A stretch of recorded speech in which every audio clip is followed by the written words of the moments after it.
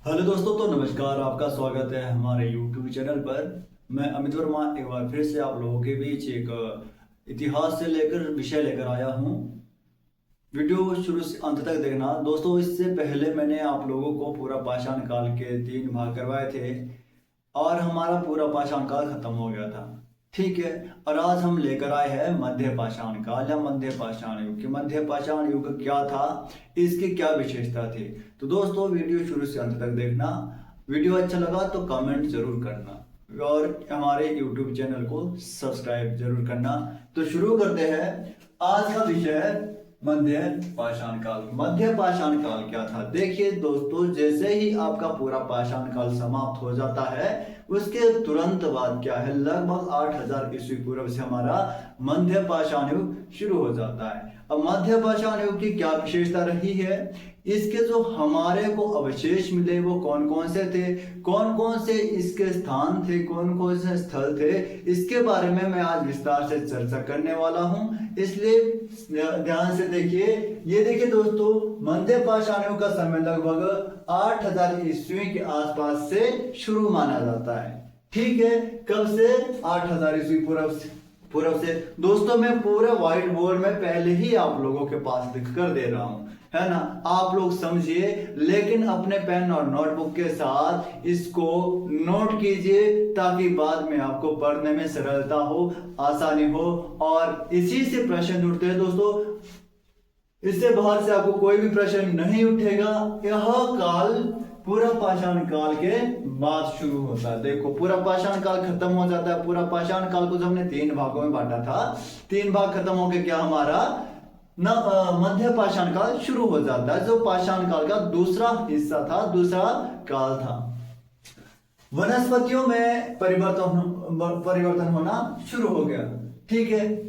इस युग में जलवायु और वनस्पतियों में क्या है, परिवर्तन होना शुरू हो गया। देखिए दोस्तों, मध्य पाषाण काल में क्या हुआ कि पूरा पाषाण काल की अपेक्षा जो जलवायु थी या पर्यावरण था, इस समय क्या है, परिवर्तन होना शुरू हो गया। इस युग में जलवायु शुष्क और गर्म होने लगी। अब देखो, जो हमारा पाषाण काल था उसमें जो हमारी जलवायु थी वो शुष्क थी, ठंडी थी, है ना। कैसी थी? बर्फ वाली थी। लेकिन इसके बाद क्या होता है, जब हम मध्य पाषाण काल में आते हैं तो शुष्क और गर्म हमारी जो जलवायु है दोनों प्रकार से देखने को मिली। अच्छा, जब जलवायु में या वनस्पति में परिवर्तन होना शुरू हो गया तो स्वाभाविक सी बात है कि मानव का भी रहन सहन में परिवर्तन होना शुरू हो गया। ठीक है। वह भी क्या है, जलवायु के परिवर्तन के साथ क्या है, अपने जीवन में भी परिवर्तन या जीवन के रहन सहन में परिवर्तन शुरू कर दिया।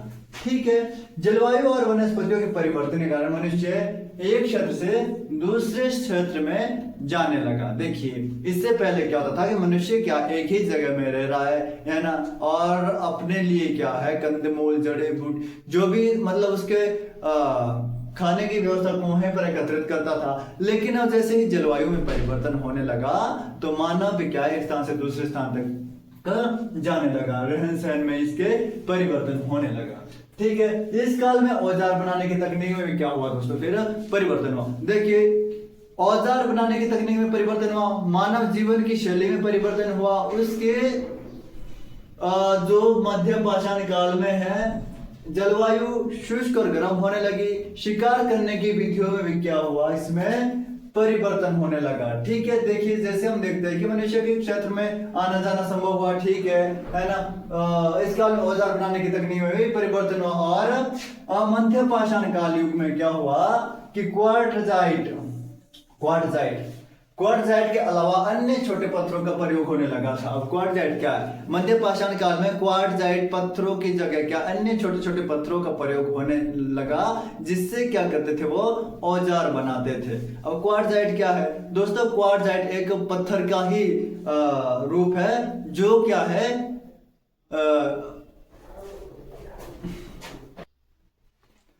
अब क्या होने लगा, क्वार्टजाइट की जगह में अन्य छोटे छोटे पत्थरों का प्रयोग होने लगा। अब क्वार्टजाइट क्या है? क्वार्टजाइट दोस्तों एक रूपांतरित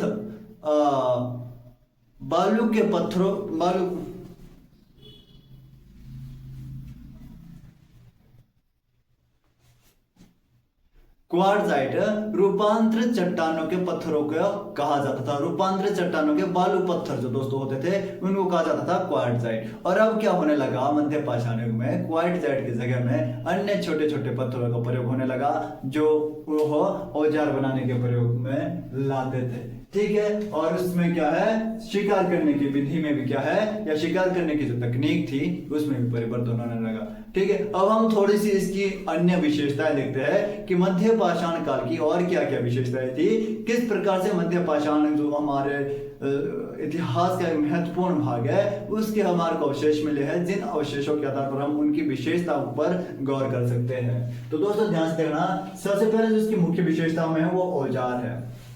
अब औजार के बारे में मैंने बता दिया कि उस समय क्या होने लगा, क्वार्ट्जाइट के स्थान पर छोटे छोटे पत्थरों का प्रयोग होने लगा जिससे क्या करते थे, वह औजार तैयार करते थे। ठीक है, और इस युग की सबसे मुख्य विशेषता भी क्या थी, छोटे छोटे पत्थरों के औजार, है ना, यही सबसे महत्वपूर्ण विशेषता थी दोस्तों मध्य पाषाण काल की। अगर प्रश्न आता है कि छोटे छोटे औजार किस काल में बनाए जाने लगे तो आपको पता होना चाहिए कि मध्य पाषाण युग की सबसे महत्वपूर्ण विशेषता थी, है ना। और किसके जगह में देखो, ये औजार चकमक या क्वार्ट्जाइट, देखो चकमक क्या होता है या क्वार्ट्जाइट एक ही है जो मैंने अभी बोला कि रेत युक्त पत्थर के होते थे, है ना, रेत युक्त पत्थर के होते थे क्वार्ट्जाइट पत्थर, है ना, इनसे बने होते थे। ओके ठीक है, अब देखते हैं दूसरी विशेषता, इन्हें हड्डी या लकड़ी में बांध कर या जोड़कर भालों और तीरों आदि के रूप में प्रयोग करते थे। अच्छा, जो ये क्वार्ट्जाइट से इनके या छोटे छोटे पत्थरों से औजार बनते थे, इनको क्या करते थे, जो बड़े बड़े जानवरों की हड्डियां होती थी उनमें बांधकर या उनमें जोड़कर, या आपके पास बड़ी बड़ी लकड़ियां थी उनमें जोड़कर क्या है, भाले और तीर के रूप में प्रयोग करते थे मध्य पाषाण युग के मानव। ठीक है, जिसका प्रयोग शिकार करने के लिए करते थे, है ना। अब देखते हैं दोस्तों आजीविका। अब इनकी आजीविका क्या थी, ये बहुत महत्वपूर्ण है कि आजीविका कैसी थी, क्या थी। देखिए, तो मानव शिकारी एवं खाद्य संग्रह करता था। मानव क्या करता था, आजीविका का मतलब कि अपना पेट किस तरह से पाल रहा है, तो उसके लिए क्या था, सबसे पहले उसने शिकार करना था। ओके ठीक है, शिकार क्या करता था, शिकार करता था, अपने पास खाद्य संग्रह करता था कि जो उसके खाने की वस्तु है, जानवर है, जो मृत जानवर है जिनका शिकार करते थे, या जड़ी बूटियां है, पेड़ पौधे के पत्ते हैं, छाल है, या फल फ्रूट जो भी है जो वो खाता था, उनको क्या है एकत्रित करते थे, अपने पास स्टोर रखते थे कि भाई कल के लिए बर्फ पड़ जाए या ज्यादा कुछ बाहर निकल पाए तो खाने काम आए गुफा के अंदर। ठीक है, उसके बाद क्या, कुछ स्थानों में आरंभिक कृषि और पशुपालन की भी शुरुआत दोस्तों देखने को मिली थी मध्य पाषाण काल में। बहुत महत्वपूर्ण है कि मध्य पाषाण काल के कुछ क्षेत्रों में या कुछ भागों में क्या है, अवशेष मिले हैं। ठीक है, अवशेष मिले हैं जिससे अनुमान लगाया गया है कि कुछ भागों में क्या है, कृषि और पशुपालन शुरू हो चुका था। उसके बाद देखो दोस्तों आवास में क्या है, ये मैंने पहले ही बता दिया था कि यह क्या हुआ था, तो जलवायु में परिवर्तन होना शुरू हो गया था। जलवायु शुष्क और गर्म दोनों रूप लेने लगी थी। अब क्या हुआ कि शुष्क और गर्म होने के कारण जो मानवों की प्रवृत्ति में है वो भी परिवर्तन होने लगा। मानव ने भी क्या है, जलवायु के आधार पर अपने रहन सहन में परिवर्तन किया, है ना, आवास में परिवर्तन किया। तो ये क्या है, यह स्थायी आवास की जगह अब क्या है, अलग अलग स्थानों में जाने लगे। अलग अलग स्थानों में क्यों गए दोस्तों, देखिए अब बहुत ही जो ऊपर वाले पहाड़ थे, बहुत बड़े बड़े पहाड़ थे, वहां पर क्या है, वो मौसम बहुत शुष्क हो गया, जलवायु ने शुष्क रूप धारण कर लिया, अर्थात वहां पर क्या हो सकता है, बहुत ज्यादा बर्फ गिरती होगी, कुछ अन्य कारणों से वो जलवायु जब शुष्क होती है तो मानवों ने क्या किया, उस शुष्क स्थान को छोड़कर क्या है, गर्म स्थान की ओर प्रवास करना शुरू कर दिया। अगर कहीं पर बहुत ज्यादा गर्मी उनको महसूस हो रही है तो शुष्क वाले जगह में जाना शुरू कर दिया। मतलब कि जलवायु के परिवर्तन के कारण क्या है, इस युग के मानव ने अपना रहन सहन के तरीके में परिवर्तन कर दिया। ठीक है, उसके बाद क्या है, रहने के लिए गुफाएं और झोपड़ियां थी। अब जो रहते थे, कहाँ रहते थे, गुफाओं और झोपड़ियों में रहते थे। अपने रहने का जो उनका स्थान था वो थे गुफाएं और झोपड़ियां। ये दोस्तों बहुत महत्वपूर्ण है। इससे पहले मैंने कितनी बार बताया है कि जो पूरा पाषाण काल है, चाहे मध्य पाषाण काल है, जो मानवों के रहने के लिए वो गुफाएं थी, गुफाओं में रहते थे। ठीक है, या यहाँ पर पूरा पाषाण काल गुफाएं थी, लेकिन यहाँ पर झोपड़ियों के अवशेष मिले, तो यहाँ पर अनुमान लगाया जाता है कि गुफाओं के साथ क्या है, झोपड़ियों का प्रयोग करना भी मानव ने सीख लिया था। ठीक है। उसके बाद देखते हैं कि देखो यहाँ पर देखो कुछ स्थलों में झीलों के किनारे बस्तियों के प्रमाण मिलते हैं ना, बस्तियां बसी थी इन द सेंस, इसका मतलब है कि बस्तियां वहां पर बहुत बड़ी बड़ी इमारतें या बिल्डिंग्स नहीं बनी होती थी, हल्की सी झोपड़ियां बनी थी, जिससे अनुमान लगाया है कि पूरा पाषाण काल के बाद जो नव पाषाण आया, नव पाषाण काल के मानव ने क्या है बस्तियां बसानी शुरू कर दी थी और बस्तियों में झोपड़ियों में रहना शुरू कर दिया था। दोस्तों मुझे उम्मीद है कि आपको अच्छी तरह समझ आ रहा है। अगर समझ नहीं आ रहा है एक बार अपने नोटबुक में लिख दीजिए, एक बार लर्न कर दीजिए, एक बार दोबारा वीडियो देखना शुरू से अंत तक, आपको पूरा समझ आ जाएगा और यह बहुत महत्वपूर्ण विषय भी है। ठीक है। उसके बाद हम देखते हैं कला कला और संस्कृति। अब इस काल के अगर हम कला और संस्कृति देखते हैं, देखिए दोस्तों हम बोलते हैं कि शायद से हमारे को प्रागैतिहासिक काल है। प्रागैतिहासिक काल का मतलब है कि यहाँ पर कोई लिपि तो थी नहीं, लेकिन वहां पर क्या है चित्र अंकित जरूर मिले गुफाओं के अंदर। देखिए इस काल में शैल चित्रों की परंपरा थी, शैल चित्रों की परंपरा थी मध्य पाषाण काल में। और इसके सामने कहा भीमबेटका जो गुफा है मध्य प्रदेश में, दोस्तों एक गुफा है, आपने सुना होगा मध्य प्रदेश की एक भीमबेटका नाम की गुफा है, उसके अंदर क्या है इसके साक्ष्य मिले हैं किसके शैल चित्रों के गुफाओं के अंदर क्या शैल चित्र बनाए जाते थे। भीमबेटका जब आप वर्तमान में भी देखेंगे जाएंगे तो वहां पर भीमबेटका गुफा में क्या है आज भी इसके साक्ष्य प्राप्त है। भीमबेटका गुफा मध्य प्रदेश के अंदर है ना। और उस चित्रों में क्या है, चित्रों में शिकार, नृत्य और जानवरों आदि का चित्रण होता था। जो उस समय मानव गुफाओं के पत्थरों में या चट्टानों में चित्र बनाते थे, उसमें क्या होता था कि उसमें शिकार करने के चित्र अंकित होते थे, उसमें नृत्य के चित्र अंकित होते थे, या उसमें चित्र अंकित होते थे तो जानवरों के चित्र अंकित होते थे। ठीक है। उसके बाद दोस्तों बहुत महत्वपूर्ण तथ्य इसमें क्या है कि कृष्ण लोहित मृतभांड भी वहां से हमारे को प्राप्त हुए हैं मध्य पाषाण काल से। कृष्ण लोहित मृतभांड का मतलब है काले और लाल रंग के बर्तन। ठीक है। तो मतलब कि काले और लाल रंग के जो कृष्ण लोहित मृतभांड जिनको बोलते थे है ना, यह काले और लाल रंग के मिट्टी के बर्तन होते थे, जिसके हमारे को साक्ष्य मिले हैं, जिसके हमारे को क्या है कुछ अवशेष मिले हैं। कहाँ पे मिले हैं मध्य पाषाण युग में मिले हैं। आगे बढ़ते हैं। ठीक है। अब देखिए दोस्तों प्रकृति और संसाधन, प्राकृतिक संसाधन क्या थे उनके पास, जो उस समय का मानव था क्या उनके पास प्राकृतिक संसाधन थे या उसका प्रयोग करते थे या नहीं करते थे। यहाँ देखिए लोग वनस्पति, जड़ी बूटी और जानवरों का बेहतर प्रयोग करना सीख गए थे। अब देखिए वहां के लोग एडवांस हो रहे थे। मध्य पाषाण काल का जो जीवन लोगों का जीवन है, मानवों का जीवन है, निरंतर क्या है विकसित हो रहा था, वो बहुत कुछ नया सीख रहे थे। तो उसमें सबसे पहले जैसे मैंने यहाँ बताया कि वो लोग क्या वनस्पति की वन की संपत्ति जितने भी है उसका प्रयोग करना सीख गए थे। जड़ी बूटियां जो कौन सी जड़ी बूटी हमारे किस काम आ सकती है, क्यों किस जड़ी बूटी से हमारा पेट भर सकता है, कौन सी जड़ी बूटी खानी चाहिए, कौन सी नहीं खानी चाहिए, है ना। और जानवरों का भी क्या उनको बेहतर प्रयोग करना सीख गए थे कि किस जानवर का प्रयोग हमारे किस काम के लिए हो सकता है। ठीक है। Okay okay. उसके बाद देखिए दोस्तों पर्यावरण में परिवर्तन। पर्यावरण में परिवर्तन तो मैंने बता दिया, पहले ही भी बता दिया है कि पर्यावरण में तो परिवर्तन हो रहा था। शुष्क और गर्म हमारे जो स्थल है वो हो रहे थे, है ना। यह क्या है इस काल में सबसे महत्वपूर्ण क्या है कि हिम युग का अंत हो चुका था। हिम युग का मतलब कि जो बर्फीला हमारा समय था उसका बस समापन हो गया था और जलवायु में परिवर्तन आना शुरू हो गया। पर्यावरण और जीव जंतु में क्या उसके कारण परिवर्तन हो गया। ठीक है। ओके। उसके बाद देखते हैं कब्रों का प्रयोग। कब्र होता है दोस्तों जहां पर दफनाया जाता है, इंसान को जहां दफनाया जाता है मरने के बाद उसको कब्र बोलते हैं। और कब्र के जो अवशेष हमारे कुछ स्थानों में मिले या कुछ स्थानों पर मानव दफनाने की परंपरा के प्रमाण मिले हैं, जिसमें मृत्यु के बाद भी जीवन के अवधारणा के संकेत मिले। मृत्यु के बाद भी जीवन के अवधारणा के संकेत मिले हैं। कहाँ पे मिले हैं मध्य पाषाण काल में मिले। बहुत महत्वपूर्ण है दोस्तों कि किसी काल में हमारे को मृत्यु के बाद भी जीवन के अवधारणा के अवशेष मिलते हैं, तो मिलते हैं मध्य पाषाण काल में, क्योंकि हमारे यहाँ पर कब्रें मिली है। अभी आगे आएगा इसमें देखना और साक्ष्य देखते हैं लोग, हम जब पूरे साक्ष्य देखेंगे क्या क्या साक्ष्य रहे हैं, किस किस तरह के साक्ष्य जुटाए हमारे पुरातात्विकविदों ने। देखो उत्तर प्रदेश इलाहाबाद के प्रतापगढ़ से हमारे क्या है छोटी बस्ती के साक्ष्य मिले। इससे पहले दोस्तों मैंने बताया था कि नदी झीलों के किनारे बस्ती के साक्ष्य मिले थे हमारे यहाँ। देखो झीलों के किनारे क्या मिले थे हमारे को बस्तियों के साक्ष्य मिले थे। यहाँ देखिए झीलों के किनारे बसते हुए प्रमाण मिले थे। यही देखो कहाँ मिले थे, छोटी बस्ती के इलाहाबाद के प्रतापगढ़ में मिले थे। छोटी बस्ती का हमारे को साक्ष्य यहाँ पे मिले हैं, है ना। अब देखो छोटी भट्टियां, झोपड़ियां, फर्श, दाह संस्कार के भी हमारे को मध्य पाषाण काल से साक्ष्य मिले हैं। किससे? छोटी बस्तियां, हड्डियां, झोपड़ियां, फर्श और दाह संस्कार के।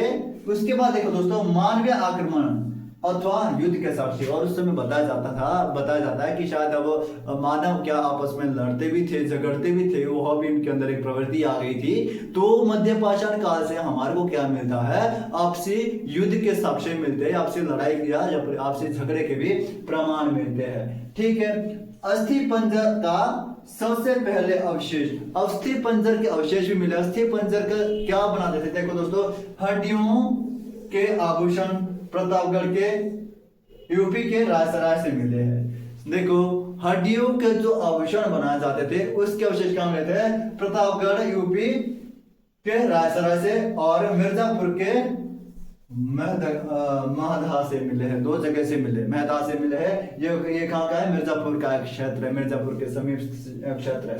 उसके बाद हमारे को अवशेष मिले हैं बारासिंगा मध्य पाषाण काल से, भैंस इसके अवशेष मिले हैं, हाथी ये भी एक जानवर था, सुअर इसके हमारे को अवशेष मिले मध्य पाषाण काल से। दोस्तों ध्यान रखना किस किस के मिले, किस किस जानवर को मिले? बारासिंगा, भैंस, हाथी, सुअर और भैंस, इनके क्या है हमारे को प्रमाण मिले, साक्षी मिले कि उस समय ये जो जानवर है वो थे। अब देखिए यहाँ पर अनेक शवाधान मिले हमारे को, वहां से अनेक शवाधान मिले हैं। और शवाधान क्या करते हैं? यहाँ पर एक शवाधान ऐसा मिला है जहां पर दो व्यक्तियों को एक साथ दफनाने के हमारे को क्या है प्रमाण मिलते, कि दो व्यक्तियों को एक साथ दफनाया गया, कि हो सकता है स्त्री और पुरुष के अवशेष हो, जिससे क्या अनुमान लगाया है कि वहां पर हो सकता है कि दहेज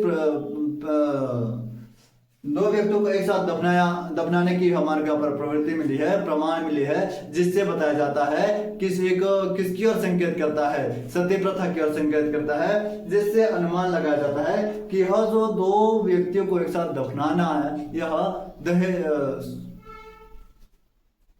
उसके बाद जो हमारे शवाधान मिले जिसमें दो व्यक्तियों को एक साथ दफनाया गया है, यह क्या इंगित करता है? कि दो व्यक्तियों हो सकता है स्त्री और पुरुष हो, दो व्यक्तियों का एक साथ दफनाने का तात्पर्य है कि वहां पर क्या है? सती प्रथा को इंगित करता है कि सती प्रथा हो सकती है। और दोस्तों सबसे महत्वपूर्ण है कि जो हमारे को मध्य पाषाण काल के बारे में जानकारी प्राप्त की वो किस विद्वान ने की? बहुत महत्वपूर्ण है, किस विद्वान ने की है ये बहुत ध्यान रखना। जानकारी CL करलाई ने, किसने? CL करलाई ने हमारे को इसकी जानकारी दी है, जो क्या है विंध्य क्षेत्र की खोज के कारण दी। विंध्य क्षेत्र की खोज से हमारे को मध्य पाषाण युग की CL करलाई ने जानकारी दी है। ठीक है दोस्तों। उसके बाद दोस्तों कुछ और भी बहुत महत्वपूर्ण बातें जो मैंने यहाँ पर अंकित नहीं की है, यहाँ पर नहीं लिखी है, लेकिन आप अपने नोटबुक में लिखना ना भूले। सबसे महत्वपूर्ण है कि इस काल में हमारे को कुत्ते के अवशेष मिले। कुत्ते के अवशेष मिले हैं कि कुत्ते को क्या है सबसे पहले उस जो मध्य पाषाण का मानव है उसने सबसे पहले पालतू बनाया था। और इसके बागोर राजस्थान से हमारे को कुत्ते के अवशेष मिलते हैं। बागोर राजस्थान से क्या मिला है? पालतू कुत्ते के अवशेष।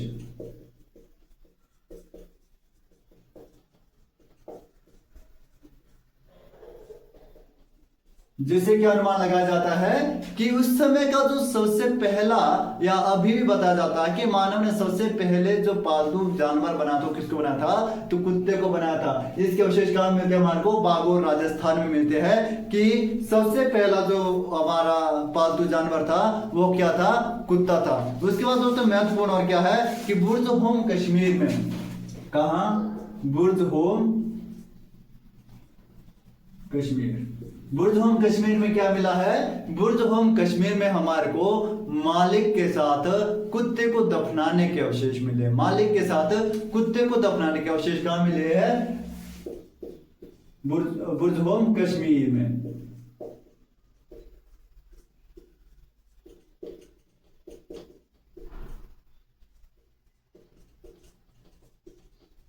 अवशेष याद रखना दोस्तों कि मालिक के साथ कुत्ते को दफनाने के अवशेष हमारे को कहां से मिले हैं? तो मिले हैं बुर्ज होम कश्मीर से। उसके बाद दोस्तों कुछ प्रमुख केंद्र थे उसके मध्य पाषाण काल के। वो कौन कौन से थे? देखिए, बेतवा घाटी। कौन कौन से थे? बेतवा घाटी। बेतवा घाटी कौन सी थी? बेतवा घाटी, जो सबसे प्रमुख केंद्र माना जाता है, जहां से क्या हमारे को साक्ष्य मिले। बेतवा घाटी और सोन घाटी, दोनों घाटियां, ये ध्यान रखना, ये दोनों घाटियां कहाँ है? बेतवा घाटी और सोन घाटी कहाँ है? एमपी में है, मध्य प्रदेश में। मध्य प्रदेश की बेतवा घाटी और सोन घाटी से हमारे को यहाँ के समय के सबसे ज्यादा अवशेष मिले हैं, इसलिए हम प्रमुख केंद्र माने जाते हैं, प्रमुख स्थल माने जाते हैं। उसके बाद दोस्तों कृष्णा घाटी, जिसके प्रमुख स्थल है कृष्णा घाटी।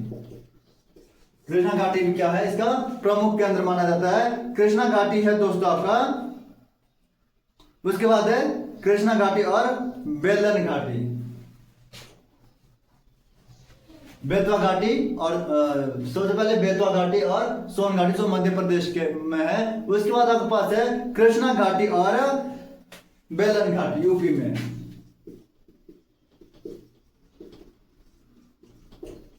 बेलन घाटी यूपी में, ये भी इसकी क्या है? प्रमुख केंद्र माने जाते हैं। उसके बाद नेवासा घाटी है महाराष्ट्र में। उसके बाद है दोस्तों नेवासा घाटी। नेवासा घाटी कहाँ है? महाराष्ट्र में।